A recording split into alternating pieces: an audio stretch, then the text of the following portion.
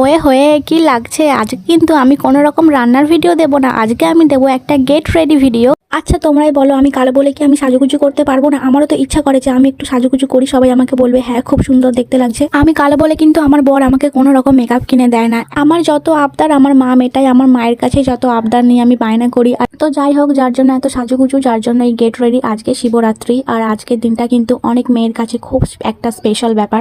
এখন বাজে প্রায় 9টা, আর এখন আমি যাচ্ছি পুজো দিতে, এবং ফিরবো কখন আমি ঠিক তোমাদেরকে বলতে পারবো না। আমি কিন্তু এই গেট রেডি ভিডিওটা একা একা পুরো শুট করিনি, আমাদের ঘরে চুনি এবং নুনি দুজনে আমাকে হেল্প করেছে, তার জন্য এই গেট রেডিটা এত সুন্দর করে আমি দিতে পেরেছি। আর আমার হেয়ার স্টাইলটা যদি তোমাদের পছন্দ হয়ে থাকে তাহলে প্লিজ আমাকে কমেন্টে জানিয়ে দিও, আমি তোমাদেরকে পুরোপুরি হেয়ার স্টাইলের রিভিউ তোমাদের দেখিয়ে দেবো।